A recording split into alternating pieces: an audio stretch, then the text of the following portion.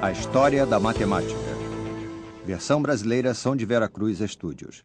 Distribuição Sinapse.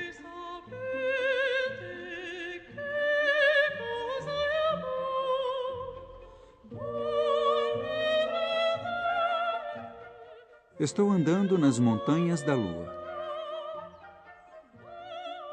Estou na trilha do artista renascentista Piero della Francesca. Então, vim para a cidade ao norte da Itália. É aqui, Albino.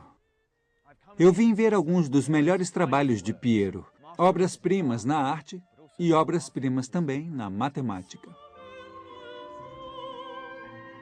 Os artistas e arquitetos do Renascimento trouxeram de volta o uso da perspectiva, a técnica que havia sido perdida há 1000 anos. Mas usá-la corretamente acabou sendo mais difícil do que eles imaginaram. Piero foi o primeiro grande pintor a entender perfeitamente a perspectiva, e isso porque ele era matemático, além de artista. Eu vim aqui para ver sua obra-prima, a Flagelação, mas houve um problema. Eu vi o quadro e ele é uma pintura absolutamente impressionante. Mas, infelizmente, por vários motivos, não podemos filmar lá dentro. Mas esse é um programa sobre matemática e não sobre arte. Então, usei um pouco de matemática para dar vida a esse quadro. Não podemos ir até o quadro, mas podemos fazer o quadro vir até nós. O problema da perspectiva é como representar o mundo tridimensional numa tela bidimensional. Para dar uma sensação de profundidade, uma sensação de 3 dimensões, Piero usou a matemática. De que tamanho ele pinta Jesus? Esse grupo de homens aqui está a determinada distância desses homens em primeiro plano. Se estiver errada, a ilusão da perspectiva é destruída. Não é nada simples representar um mundo tridimensional com precisão numa superfície bidimensional. Olha como as linhas paralelas no mundo tridimensional não são mais paralelas na tela bidimensional, mas se encontram num ponto de fuga. E os ladrilhos do quadro são, na verdade, assim.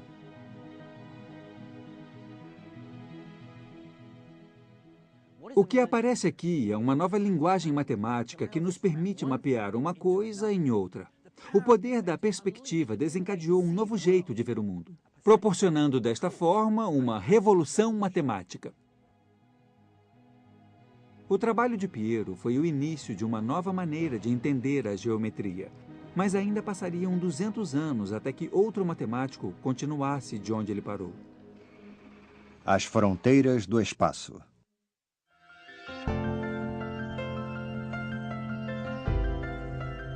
Nossa jornada veio para o norte. No século XVII, a Europa assumiu o comando das ideias matemáticas que o Oriente Médio tinha.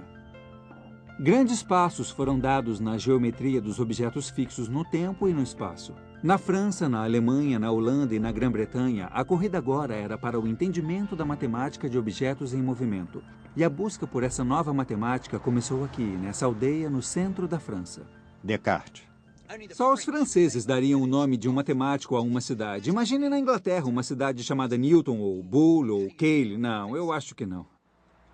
Mas na França, eles realmente valorizam os matemáticos.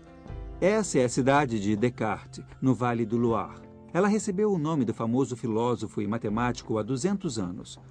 Descartes nasceu aqui em 1596. Uma criança doente que perdeu sua mãe ainda muito jovem. Assim, ele pôde ficar na cama todas as manhãs até às 11 horas, uma prática que se manteve por toda a sua vida. Para fazer matemática, às vezes você tem que esquecer as distrações e mergulhar num mundo de formas e padrões. Descartes achava a cama o melhor lugar para chegar a seu estado meditativo. E eu acho que eu entendo. A casa onde Descartes fazia suas meditações agora é um museu dedicado a todas as coisas cartesianas. Venha comigo. Essas peças de exposição organizadas pela curadora Sylvie Garnier mostram como suas ideias filosóficas, científicas e matemáticas se encaixavam. Também mostram aspectos menos conhecidos da vida e da carreira de Descartes. Então, ele decidiu ser soldado, do exército protestante e também do exército católico. Não havia problema para ele, porque ele não era patriota. Sylvie está sendo delicada. Descartes, na verdade, era um mercenário. Ele lutou pelos protestantes alemães, pelos católicos franceses e por quem mais o pagasse. Numa manhã de outono, em 1628, ele estava no exército da Bavária, acampando às margens de um rio gelado.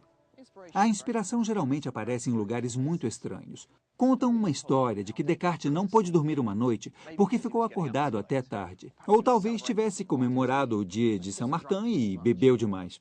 Ele tinha problemas em mente, estava pensando em seu tema preferido na filosofia, mas que achava muito frustrante. Como é que se pode saber alguma coisa? Então entrou em um sonho. E nele compreendeu que o segredo era calcar a filosofia nos fatos indiscutíveis da matemática.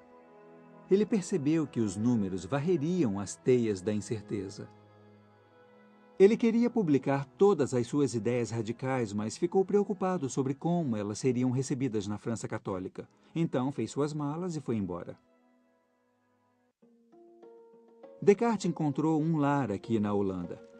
Ele foi um dos campeões da nova revolução científica que rejeitou a visão dominante de que o Sol girava em torno da Terra, uma opinião que havia deixado cientistas como Galileu em grandes apuros com o Vaticano. Descartes percebeu que aqui, entre os protestantes holandeses, ele estaria seguro, principalmente na antiga cidade universitária de Leiden, onde valorizavam a matemática e a ciência. Eu também vim a Leiden. Infelizmente, cheguei tarde. Oi!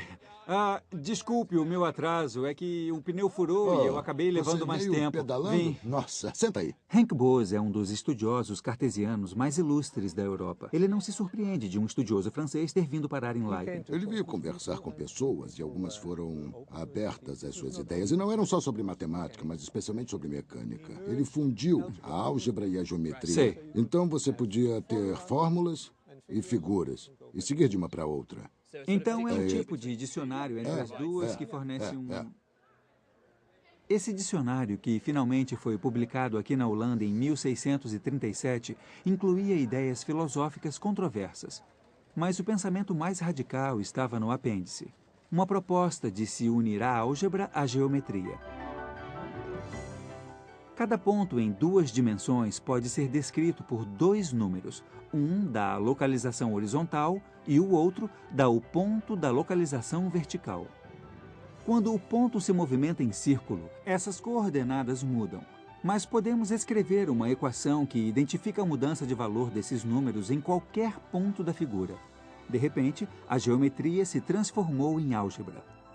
Usando essa transformação da geometria em números, você pode dizer, por exemplo, se a curva nessa ponte é parte de um círculo ou não.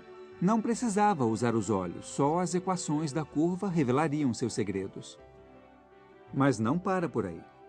Descartes tinha aberto a possibilidade de navegar por geometrias em mais dimensões. Mundos que nossos olhos nunca verão, mas essenciais à tecnologia e à física modernas. Não há dúvidas de que Descartes foi um dos gigantes da matemática. Infelizmente, ele não era o melhor dos homens. Acho que ele não era uma pessoa fácil. Ele era muito preocupado com a própria imagem. Tinha total convicção de que estava certo, mesmo quando estava errado. E sua primeira reação era considerar o outro um estúpido por não ter entendido. Descartes podia não ser a pessoa mais simpática, mas não há dúvidas de que sua percepção da conexão entre álgebra e geometria transformou a matemática para sempre. Para que sua revolução matemática ocorresse, ele precisava de outro ingrediente vital. Para descobrir isso, eu tive que dar adeus ao Henk e a Leiden e ir para a igreja.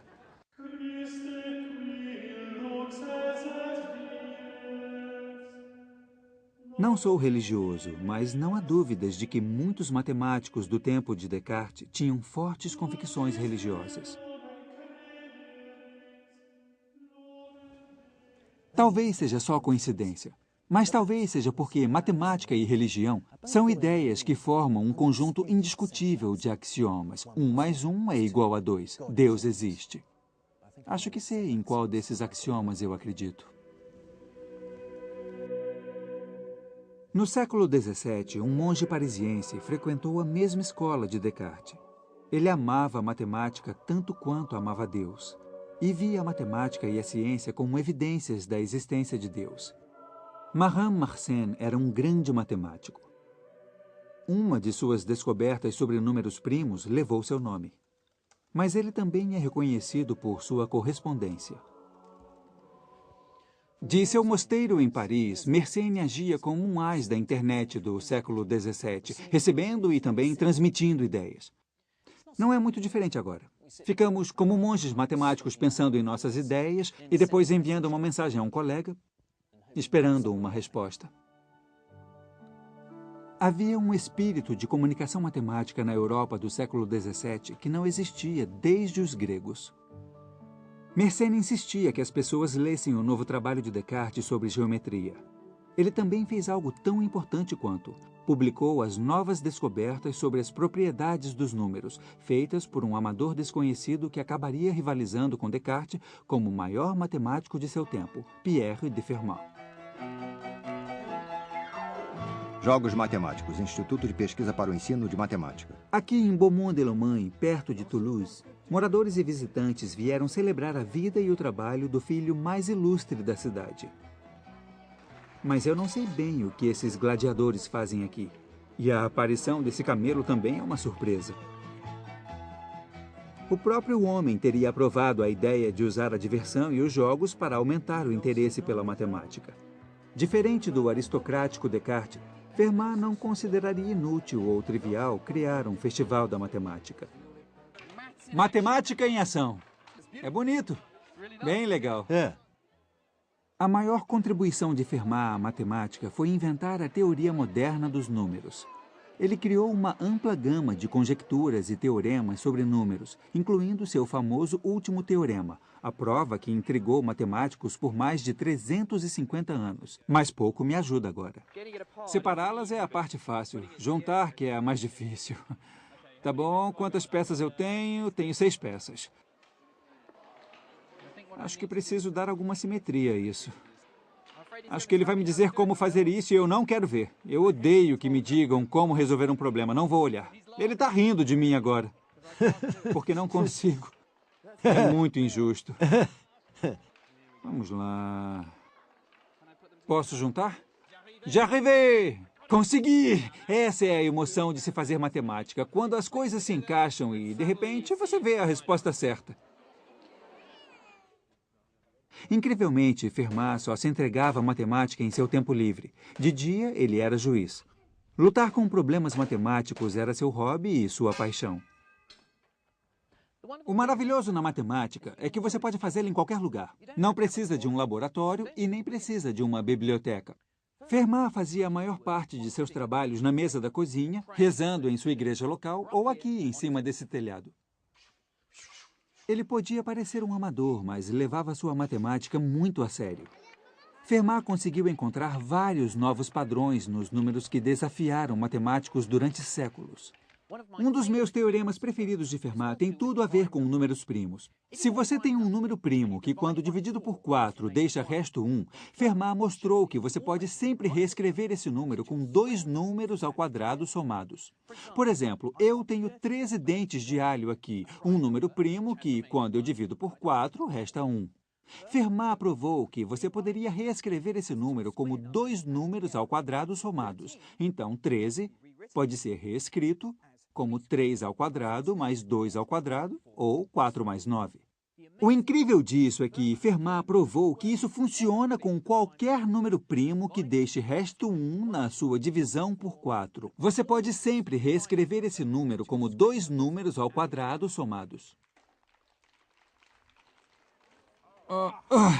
Meu Deus! O que eu adoro nesse dia é a diversão da matemática. E Fermat certamente gostava de brincar com os números. Ele adorava procurar padrões.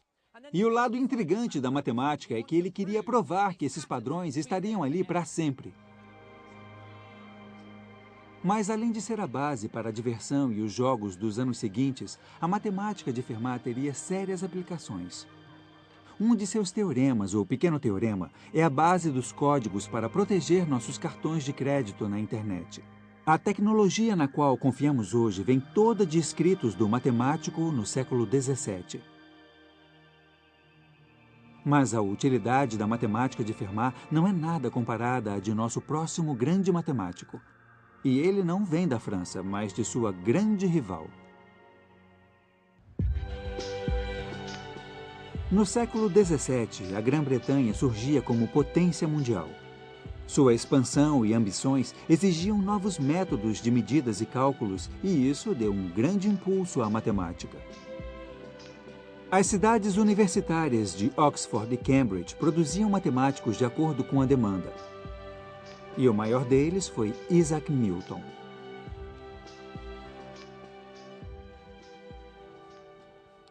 Estou aqui em Grantham, onde Isaac Newton cresceu e todos têm muito orgulho dele. Tem uma maravilhosa estátua dele e até um shopping center, o Isaac Newton Shopping Center, com um logotipo de uma maçã.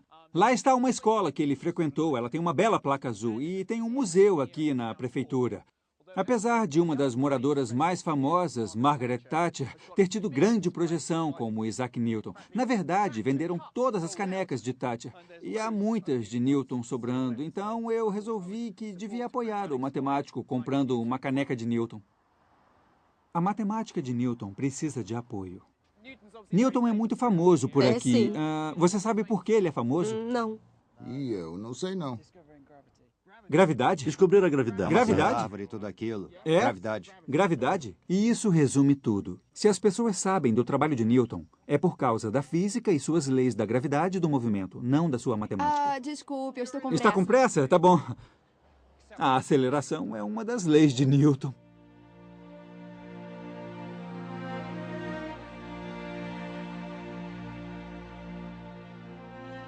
"13 quilômetros ao sul de Grantham, na cidade de Wulsford, onde Newton nasceu, eu conheci uma pessoa que partilha da minha paixão pela sua matemática. Essa é a casa. Nossa, é linda.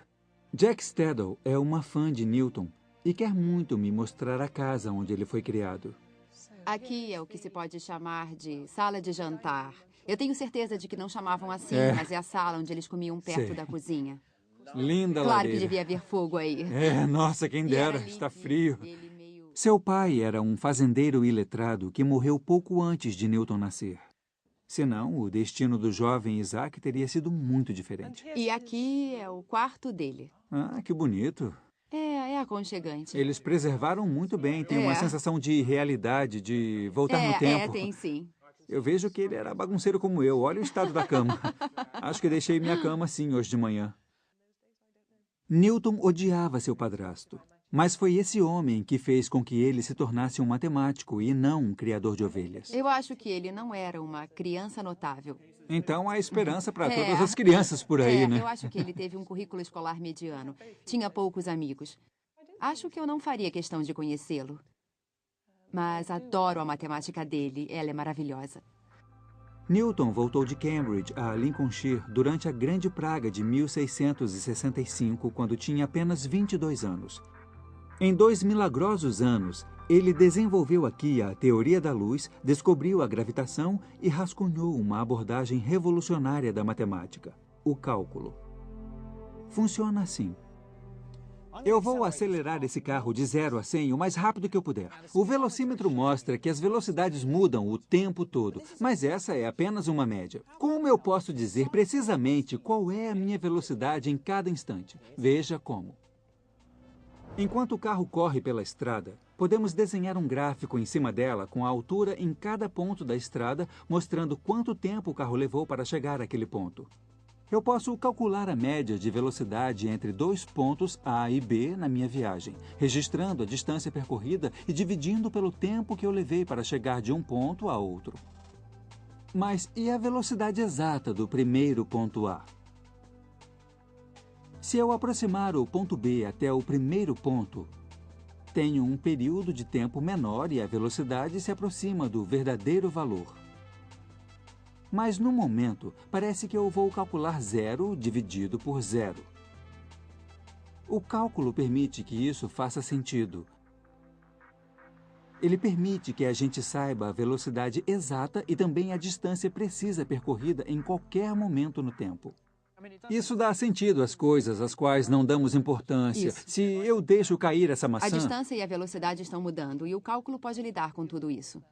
o que contrasta com os gregos, a Grécia tem uma geometria bastante estática. Isso. Então, Isso. então o cálculo é usado por todo engenheiro e físico porque ele pode Perfeitamente, descrever o mundo isso. em movimento. Isso. É o único jeito de você lidar com a matemática do movimento ou da mudança. Há muita matemática nessa maçã. Eu vou comer. O cálculo de Newton nos permite entender o mundo em mutação, as órbitas dos planetas, os movimentos de fluidos. Através da força do cálculo, podemos ter um modo de descrever com precisão matemática o complexo e movimentado mundo natural.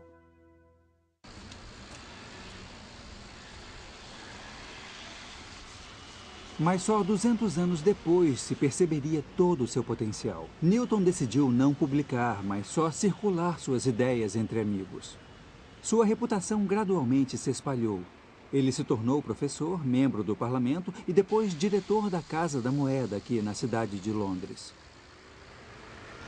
Em suas viagens regulares da Casa da Moeda à Sociedade Real, ele preferia pensar em teologia e alquimia do que em matemática, desenvolvendo o cálculo como um de seus muitos interesses, até ouvir falar de um rival.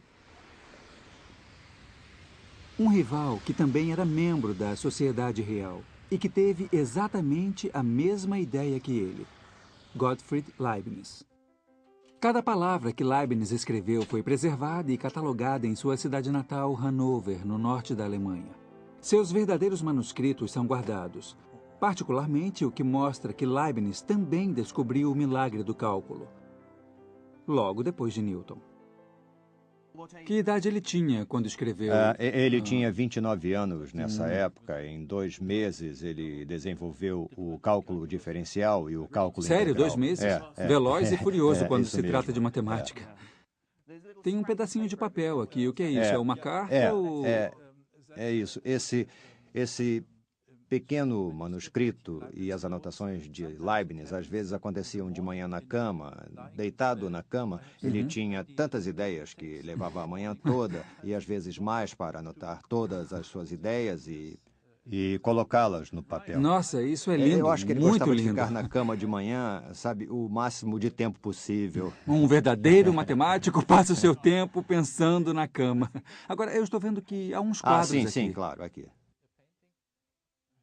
Então ele era assim? Apesar de não ter se tornado uma celebridade do século XVII como Newton, ele não teve uma vida ruim. Leibniz trabalhou para a família real de Hannover e viajou pela Europa representando seus interesses. E isso deu a ele muito tempo para seus passatempos intelectuais preferidos, que eram muitos mesmo na época.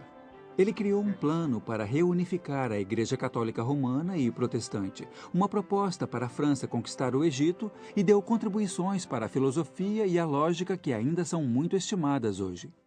Ele escreveu todas essas cartas, eu acho isso extraordinário. Ele deve ter se clonado, não acredito que houve somente um Leibniz. Mas Leibniz não era só um homem de palavras. Ele também foi uma das primeiras pessoas a inventar máquinas calculadoras que funcionavam no sistema binário, as verdadeiras precursoras do computador. 300 anos depois, o Departamento de Engenharia da Universidade de Leibniz, aqui em Hannover, as montou seguindo os projetos de Leibniz. Eu adoro as bolinhas, então essas virão a ser os nossos 0 e 1. Então, uma bolinha 0 e 1. 1. Agora aperta o número 127. Um binário significa que temos os primeiros 7 dígitos em 1. Sei. E agora eu dou um número 1 e somando bom. 127 mais 1, Tá. dá 128, que é 2 elevado a 8. Tá bem. Vamos ter muita agitação. Pode mostrar aqui, por favor? É assim que se faz. Então, vamos somar um A. Vamos lá.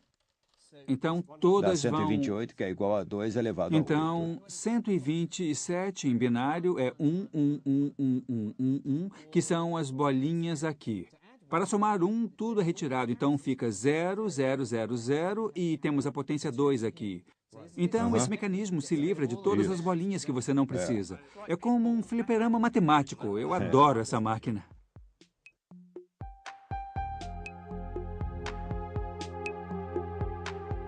Depois de um dia de trabalho duro, Leibniz geralmente vinha aqui aos famosos jardins de Herrenhausen.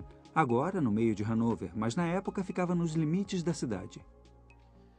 Há algo entre a matemática e as caminhadas, eu não sei. Você trabalha na mesa o dia todo, a manhã toda, em um problema e a sua cabeça fica confusa e você só quer dar uma volta e deixar seu subconsciente assumir o controle. E às vezes tem um estalo só olhando as árvores, ou sei lá. Eu tive as minhas melhores ideias enquanto caminhava pelo parque local. Então espero que haja alguma inspiração aqui no local de passeio de Leibniz.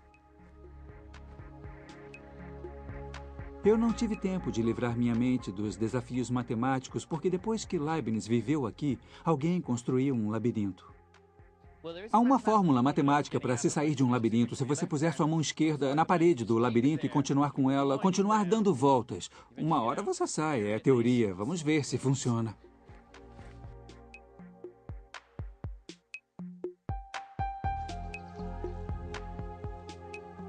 Leibniz não teve essas distrações.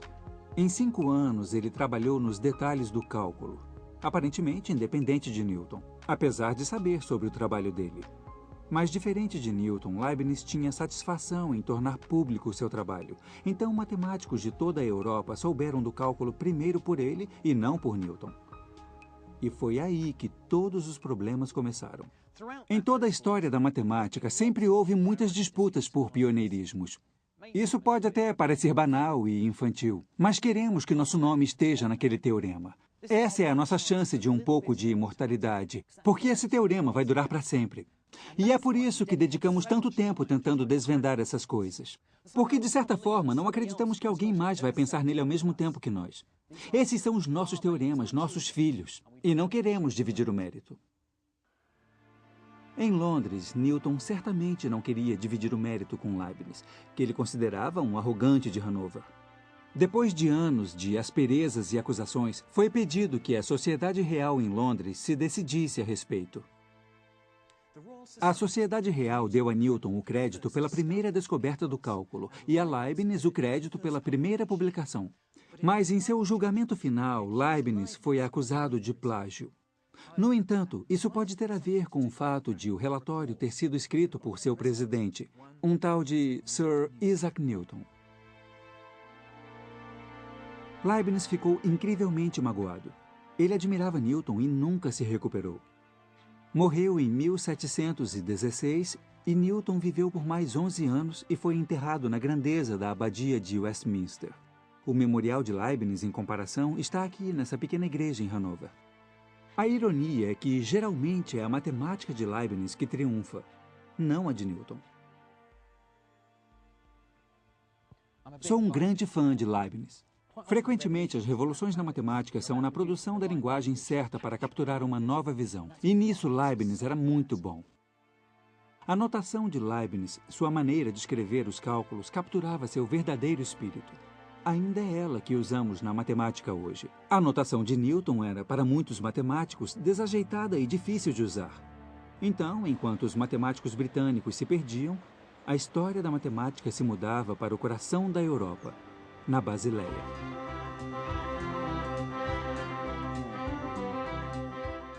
No seu auge, no século XVIII, a cidade livre da Basileia, na Suíça, foi o núcleo comercial de todo o mundo ocidental. Em torno desse turbilhão de comércio, desenvolveu-se uma tradição de aprendizado, principalmente relacionado ao comércio. E uma família resumia isso. É curioso que artistas geralmente tenham filhos artistas, músicos geralmente tenham filhos músicos, mas nós matemáticos não tendemos a ter filhos matemáticos, não sei bem o porquê. Pelo menos é minha visão, embora outros a discutam. O que ninguém discorda é que há uma grande dinastia de matemáticos, os Bernoulli. Nos séculos XVIII e XIX, eles tiveram meia dúzia de matemáticos notáveis. Alguns se estabeleceram na Inglaterra. E todos eles vieram da Basileia. Você pode ter grandes mentes como Newton e Leibniz que formam um pano de fundo fundamental, mas precisa de discípulos que peguem essa mensagem, esclareçam, percebam suas implicações e depois a espalhem. A família era originalmente de comerciantes e essa era uma de suas casas. Agora é a parte da Universidade da Basileia e foi totalmente restaurada, fora um quarto que foi mantido exatamente como a família o usava.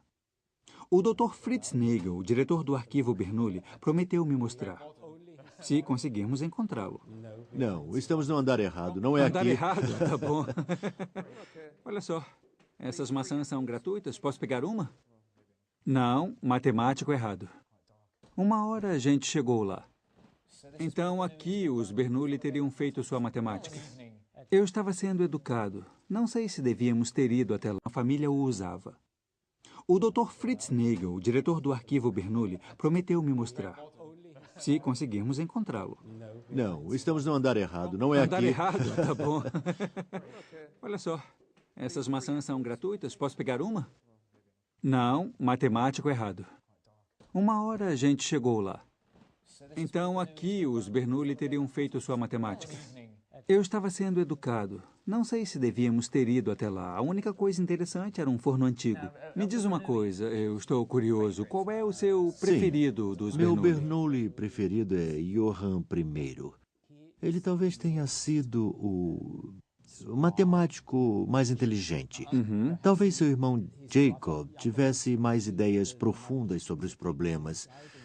Mas Johann encontrou soluções elegantes.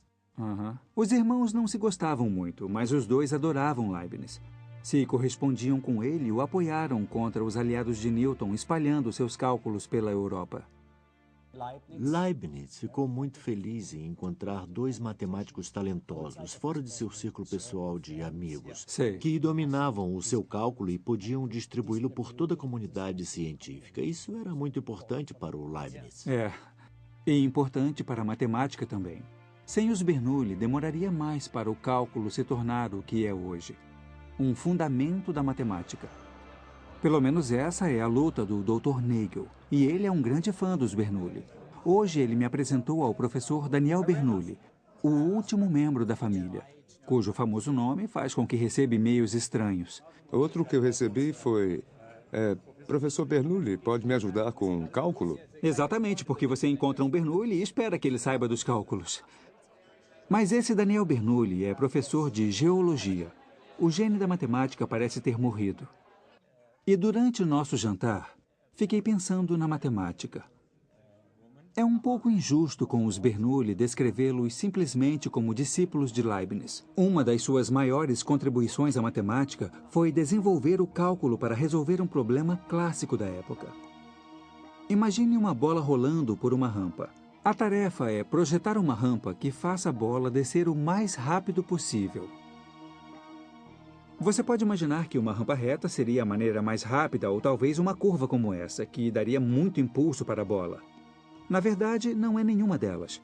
O cálculo mostra o que chamamos de cicloide, a curva definida por um ponto num aro de uma roda de bicicleta em movimento. Essa aplicação do cálculo pelos Bernoulli, que ficou conhecida como cálculo de variações, se tornou um dos aspectos mais poderosos da matemática de Leibniz e Newton. Investidores usam para maximizar lucros. Engenheiros exploram para minimizar o uso de energia. Arquitetos aplicam para otimizar construções.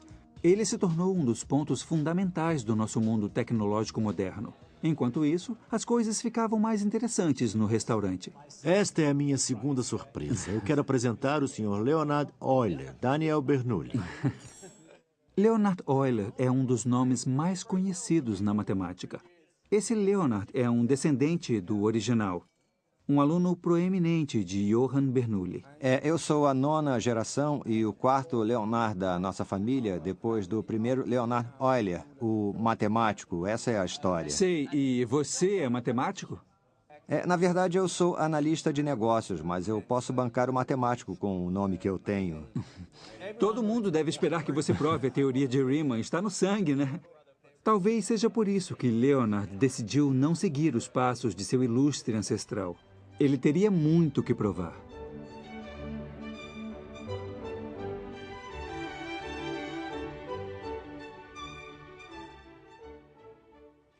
Eu vou atravessar o Reno de barco e devo dizer que me sinto um pouco mal hoje. O jantar de ontem à noite com o Sr. Euler e o professor Bernoulli foi seguido por brindes a todos os teoremas que os Bernoulli e os Euler já provaram.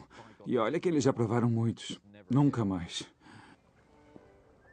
Eu também recebi olhares de desaprovação das minhas companheiras de viagem. Por sorte, a viagem era curta. Não como a que Euler fez em 1728 para começar uma nova vida. Euler pode ter sido um prodígio como Johann Bernoulli, mas não havia espaço para ele na cidade. Se seu nome não fosse Bernoulli, havia pouca chance de conseguir emprego com matemática aqui na Basileia. Mas Daniel, o filho de Johann Bernoulli, era muito amigo de Euler e conseguiu um trabalho para ele em sua universidade. Mas levavam-se 7 semanas para chegar lá, porque a universidade de Daniel era na Rússia. Não era uma casa com força intelectual como Berlim ou Paris, mas São Petersburgo não era inexperiente no século XVIII. Pedro o Grande havia criado uma cidade muito no estilo europeu e toda cidade moderna na época tinha uma academia científica. A Academia de Ciências da Rússia agora é um museu e inclui várias salas cheias de curiosidades grotescas que geralmente ficam fora de exposições públicas no Ocidente. Mas nos anos de 1730, esse prédio era um centro de pesquisas. Foi aqui que Euler descobriu seu lar intelectual.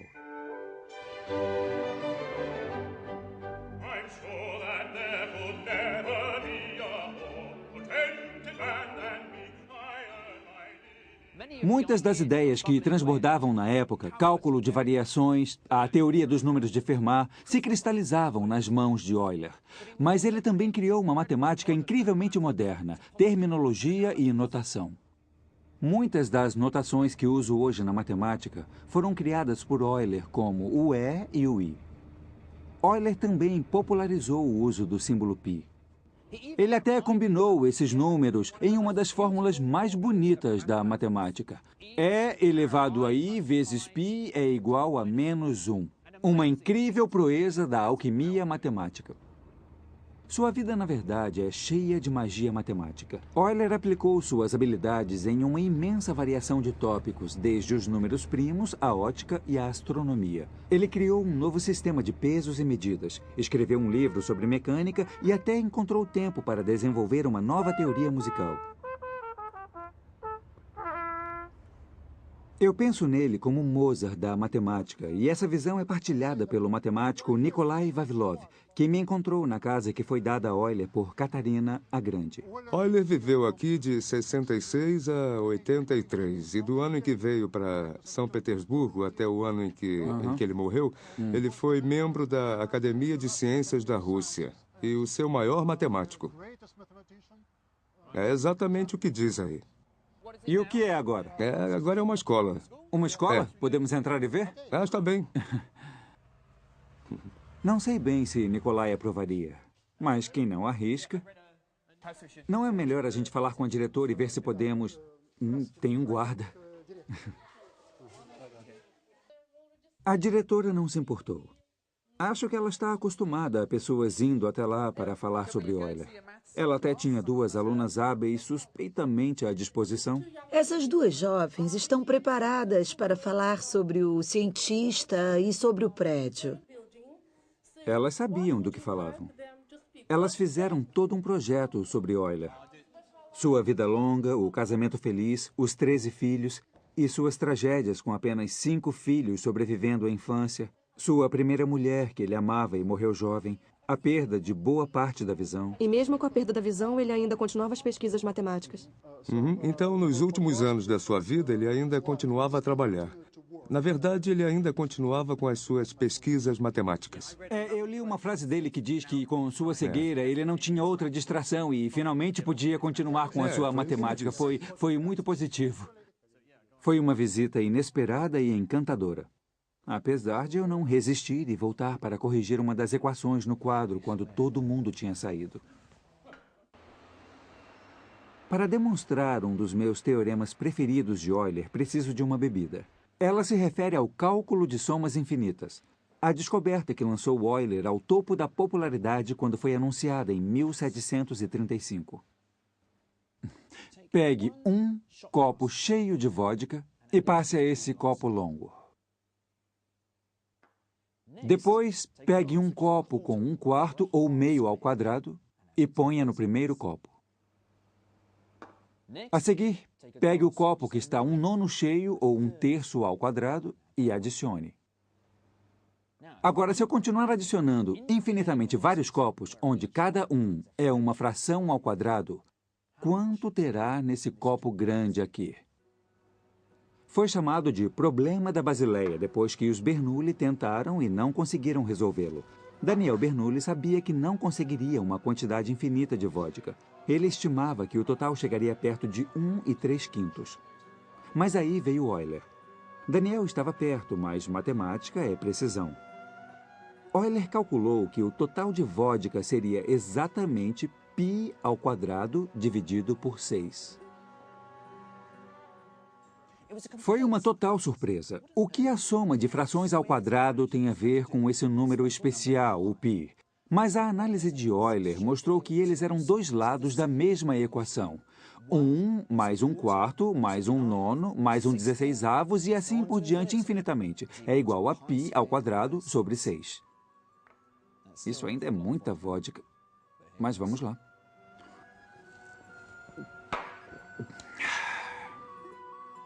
Euler certamente seria difícil de ser seguido. Matemáticos de 2 países tentaram. Tanto a França quanto a Alemanha estavam no meio da era das revoluções que varreu a Europa no final do século XVIII. Ambas precisavam desesperadamente de matemáticos, mas os apoiaram de maneira diferente. Aqui na França, a Revolução enfatizava a utilidade da matemática. Napoleão reconheceu que, se você quer as melhores máquinas militares, os melhores armamentos, precisa dos melhores matemáticos. As reformas de Napoleão deram grande impulso à matemática, mas essa era uma matemática que ia servir à sociedade. Aqui na Alemanha, o grande educador Wilhelm von Humboldt também estava comprometido com a matemática, mas uma matemática que fosse desligada das demandas do Estado e do militarismo. As reformas educacionais de Humboldt valorizavam matemática pela matemática. Na França, há matemáticos maravilhosos como Joseph Fourier, de cujo trabalho sobre as ondas sonoras ainda usamos hoje. A tecnologia do MP3 é baseada na análise de Fourier. Mas na Alemanha, pelo menos na minha opinião, há o maior matemático de todos. A pacata cidade universitária de Göttingen pode parecer meio atrasada. Mas essa cidadezinha foi lar de alguns gigantes da matemática, incluindo o homem que é frequentemente descrito como o príncipe dos matemáticos, Carl Friedrich Gauss. No entanto, poucas pessoas além dos matemáticos sabem algo sobre ele. A resposta foi não em Paris. Você sabe quem é Carl Friedrich Gauss? Não. Não? Friedrich Gauss. Não, em Oxford. Gauss. Não faço ideia. Não faz ideia? Eu acho que dizem não até na Alemanha moderna. Não? Tá bom. Eu não sei. Não sabe? Mas em Göttingen, todo mundo sabe quem é Gauss, o herói local. Seu pai era pedreiro e era provável que Gauss se tornasse um também. Mas seu talento singular foi reconhecido por sua mãe e ela o ajudou a ter a melhor educação possível. De vez em quando se ouvia falar de um novo prodígio que tinha passado ao nível avançado aos 10 anos, ido para a universidade aos 12, mas ninguém se compara a Gauss. Já aos 12 anos, ele criticava a geometria de Euclides. Aos 15 anos, ele descobriu um novo padrão nos números primos que frustrou os matemáticos durante 2000 anos. E aos 19 anos, descobriu a configuração de uma forma de 17 lados que ninguém conhecia antes de seu tempo. Seus sucessos precoces encorajaram Gauss a fazer um diário. Você ainda pode ler aqui na Universidade de Göttingen, se entender latim. Felizmente, eu tive ajuda. O primeiro texto é de 1796. É possível levantar? É, mas cuidado com isso. É uma das coisas mais valiosas que essa biblioteca possui. É, eu acredito nisso. Ele escreve lindamente. É esteticamente muito agradável. É sim. Mesmo para quem não entende o que está escrito, acha bonito de olhar. Mas eu vou colocar no lugar porque é muito delicado. O diário prova que algumas ideias de Gauss estavam 100 anos à frente de seu tempo. Aqui estão os sinais e inteiros. Um tipo de matemática bem diferente. Isso. Essas foram as primeiras abordagens da teoria das funções elípticas, que foi uma das suas maiores descobertas. Então já está ficando bem sofisticado. E aqui você vê algo que é basicamente o aparecimento da função zeta de Riemann. Nossa, meu Deus. É muito impressionante. A função zeta se tornou um elemento vital atualmente para se entender a distribuição dos blocos construtores de todos os números primos. Tem um lugar aqui no diário em que ele diz: fiz uma descoberta maravilhosa hoje. E, aliás, o meu filho nasceu. Vemos as prioridades dele. É mesmo. Acho que eu conheço alguns matemáticos assim também. As minhas prioridades pelo resto da tarde estavam claras. Eu precisava de outra caminhada. Felizmente, Göttingen é rodeada de boas trilhas em bosques. Era o local ideal para eu pensar mais sobre as descobertas de Gauss.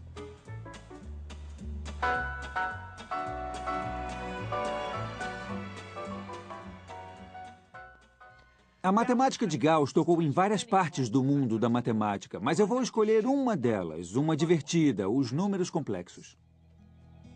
Nos séculos XVI e XVII, os matemáticos europeus imaginaram a raiz quadrada de -1 e deram o símbolo de I a ela. Eles não gostaram muito, mas isso resolveu as equações que não podiam ser resolvidas de outra forma. Os números complexos nos ajudaram a entender as ondas de rádio e a construir pontes e aviões. Eles também são a chave para a física quântica, a ciência do mundo subatômico, e nos deram um mapa para vermos como as coisas realmente são. Mas no início do século XIX, eles não tinham mapa nem imagens de como os números complexos se conectavam com os números reais. Onde está o número novo? Não há espaço na reta numérica para a raiz quadrada de -1. Eu tenho os números positivos aqui e os negativos aqui. O grande passo é criar uma nova direção dos números perpendicular à reta numérica, e é aí que a raiz quadrada de -1 está. Gauss não foi o primeiro a criar essa figura bidimensional de números, mas foi a primeira pessoa a explicá-la claramente. Ele criou uma imagem para que as pessoas entendessem como os números complexos funcionam, e assim que desenvolveram essa figura, seu imenso potencial pôde ser desencadeado. Essa matemática levou à segurança financeira de Gauss. Ele poderia ter ido a qualquer lugar, mas estava feliz em passar o resto de sua vida na sonolenta Göttingen. Infelizmente, com o crescimento de sua fama, seu caráter se deteriorou. Um homem conservador e tímido, ele se tornou cada vez mais desconfiado e rabugento. Muitos jovens matemáticos por toda a Europa viam Gauss como um deus e enviavam a ele seus teoremas, suas conjecturas, até algumas provas. Mas ele nem sempre respondia, e quando respondia, era geralmente para dizer que eles estavam errados ou que havia provado aquilo. Sua recusa ou falta de interesse no trabalho de mortais menos geniais às vezes desencorajava matemáticos muito talentosos a continuar com suas ideias. Mas uma vez, nem Gauss seguiu seus próprios impulsos em uma situação muito importante que poderia ter transformado a matemática de seu tempo. 15 quilômetros depois de Göttingen fica o que é hoje conhecido como a Torre Gauss. Nossa, deslumbrante. É mesmo Lindo. uma vista fantástica. É. Gauss realizou vários projetos para o governo de Hanover, incluindo a primeira planta de todas as propriedades da cidade. Essa escolha de Gauss em fazer as plantas parece a última coisa que um matemático faria. Ele quis fazer. O principal nisso era descobrir a forma da Terra. Mas ele também começou a especular sobre algo ainda mais revolucionário, a forma do espaço. Então, ele acha que pode não haver nada plano no universo? Exatamente. E se estivéssemos vivendo num universo curvo, não haveria nada plano. Isso levou Gauss a questionar um princípio da matemática, a geometria de Euclides. Ele percebeu que essa geometria dependia da ideia de um espaço plano. Isso não se aplicava a um universo curvo. Mas no início do século XIX, a geometria de Euclides era vista como coisa de Deus, e Gauss não queria nenhum problema. Então, nunca publicou nada. No entanto, outro matemático não teve esse medo. Na matemática, geralmente é útil ser parte de uma comunidade em que você pode conversar e trocar ideias com outros. Mas dentro dessa comunidade matemática, às vezes pode ser difícil ter uma ideia que desafia completamente o status quo. Então, a mudança geralmente vem de outra parte. Matemáticos podem surgir em lugares bastante estranhos. Eu estou na Transilvânia, que é bastante apropriada porque eu estou buscando um lobo solitário. János Bolyai passou a maior parte de sua vida centenas de quilômetros distante dos centros de excelência em matemática. Esse é o único retrato dele que eu pude encontrar. Infelizmente, esse não é ele. É uma imagem que o Partido Comunista da Romênia começou a circular quando as pessoas se interessaram nas teorias de Bolyai nos anos 70. Eles não encontraram uma imagem de János, então substituíram a foto pela de outra pessoa. Nascido em 1802, János era filho de Farkas Bolyai, que era professor de matemática. Ele percebeu que seu filho era um prodígio da matemática. Então, escreveu ao seu velho amigo Carl Friedrich Gauss, pedindo que ele desse aulas ao garoto. Infelizmente, Gauss recusou. Então, ao invés de se tornar um matemático profissional, János entrou para o exército. Mas a matemática continuou sendo seu primeiro amor. Talvez exista algo no ar aqui, porque Bolyai continuou fazendo matemática em seu tempo livre. Ele começou a explorar o que chamava de geometrias complexas, onde os ângulos dos triângulos somavam menos de 180. O incrível é que essa geometria imaginária tem total sentido matemático. A nova geometria de Bolyai se tornou conhecida como geometria hiperbólica. A melhor maneira de imaginá-la é com uma imagem de uma esfera espelhada, em que as linhas curvas se apoiam umas nas outras. É difícil representá-la, já que estamos acostumados a viver em um espaço que parece ser reto e plano. Em sua cidade natal de Tergumures, eu fui procurar mais sobre a matemática revolucionária de Bolyai. Sua memória é certamente reverenciada aqui. O museu contém uma coleção de artefatos relacionados a Bolyai, alguns podendo ser considerados visivelmente da Transilvânia. Ainda tem cabelo nele, é um pouco horripilante, né? Mas o objeto que eu mais gosto aqui é uma linda maquete da geometria de Bolyai. Você tem a menor distância entre este ponto e aquele ponto se ficar nessa superfície. Não é uma linha reta, mas essa curva que se inclina no triângulo. Então aqui está a superfície em que as menores distâncias que definem o triângulo somam 180. Bolyai publicou seu trabalho em 1831 e o pai enviou uma cópia ao velho amigo Gauss. Gauss escreveu de volta dando imediatamente sua aprovação. Mas Gauss se recusou a elogiar o jovem Bolyai porque disse que devia elogiar só a si mesmo. Ele havia trabalhado nisso aproximadamente uma década antes. Na verdade, há uma carta de Gauss para outro amigo em que ele diz que vê esse jovem geômetra como um gênio de primeira ordem. Mas Gauss nunca pensou em dizer isso a Bolyai, e o jovem János ficou completamente desanimado. Outro impacto logo viria. Alguém desenvolveu exatamente a mesma ideia e a publicou 2 anos antes, o matemático russo Nikolai Lobachevsky. Depois disso veio a derrocada de Bolyai. Sem reconhecimento ou carreira, ele não publicou mais nada, até que ele ficou um pouco louco. Em 1860, János Bolyai morreu na obscuridade. Gauss, em contrapartida, foi celebrado depois de sua morte. Uma universidade, as unidades usadas para medir a indução magnética e até uma cratera na Lua receberam o seu nome.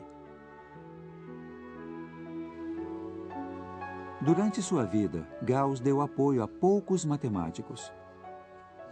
Mas uma exceção foi outro gigante matemático de Göttingen, Bernhard Riemann.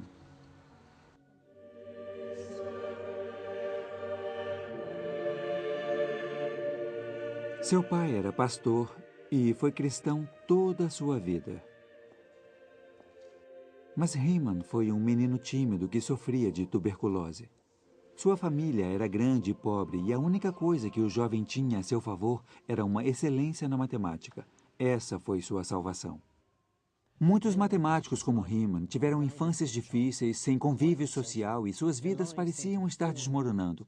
Foi a matemática que deu a eles um sentido de segurança. Riemann passou muito tempo de sua vida na cidade de Lüneburg, no norte da Alemanha. Essa era sua escola local, construída como resultado das reformas educacionais de Humboldt no início do século XIX. Riemann foi um de seus primeiros alunos. O diretor encontrou uma forma de fazer o garoto tímido desabrochar. Ele teve a liberdade de usar a biblioteca. Um novo mundo se abriu para ele. E um dos livros que encontrou lá foi um do matemático francês Legendre sobre a teoria dos números. Seu professor perguntou como ele estava se saindo. Ele respondeu: "Eu entendi todas as 859 páginas desse livro maravilhoso." Foi uma estratégia que obviamente deu certo para Riemann, porque ele se tornou um brilhante matemático. E uma das suas mais famosas contribuições à matemática foi uma aula em 1852 sobre os fundamentos da geometria. Na aula, Riemann primeiro descreveu o que a geometria realmente era e sua relação com o mundo. Depois ele esboçou o que a geometria poderia ser, como a matemática tinha vários tipos de espaço e que só um deles era o espaço plano de Euclides, no qual parecíamos viver. E ele só tinha 26 anos. E isso foi bem recebido? As pessoas reconheceram a revolução? Não havia como as pessoas tornarem essas ideias concretas. Sei. Isso só ocorreu 50 anos depois, 60 anos depois, com Einstein. Com Einstein. Bom, então esse é o verdadeiro início da revolução que termina com Einstein, a Exatamente. relatividade. Isso. A matemática de Riemann mudou como vemos o mundo. De repente, uma geometria de mais dimensões surgiu. O potencial estava lá desde Descartes, mas foi a imaginação de Riemann que fez ele acontecer. Ele começou sem impor nenhuma restrição às dimensões. Essa era uma coisa bastante nova em sua maneira entendi. de pensar tudo. E alguém como Bolyai estava pensando em novas geometrias, mas novas geometrias bidimensionais. Novas geometrias bidimensionais. Sei. Mas Riemann depois se livrou de todas as limitações das 2 ou 3 dimensões e começou a pensar em mais dimensões. E isso Sei. foi algo inovador. Aham. O espaço multidimensional está no centro de boa parte da matemática feita hoje. Na geometria, na teoria dos números e em vários outros ramos da matemática, as ideias de Riemann ainda surpreendem e maravilham. Ele morreu em 1866, com apenas 39 anos. Hoje, os resultados da matemática de Riemann estão por toda parte. O hiperespaço não é mais ficção científica, mas fato científico. Em Paris, até tentaram visualizar como ficam as formas em mais dimensões. Como o artista renascentista Piero teria feito um quadrado dentro de um quadrado para representar um cubo na tela bidimensional, o arquiteto aqui de La Défense construiu um cubo dentro de um cubo para representar uma sombra de um hipercubo de 4 dimensões. É com o trabalho de Riemann que temos finalmente a abertura matemática para explorarmos esses mundos na mente. Levou um tempo para que essa abertura servisse, mas sem essa era de ouro da matemática, de Descartes a Riemann, não haveria cálculo, nem física quântica, nem relatividade, nada da tecnologia que usamos hoje. Mas o mais importante, sua matemática destruiu obstáculos e nos permitiu ver o mundo como ele realmente é. Um mundo bem mais estranho do que imaginamos.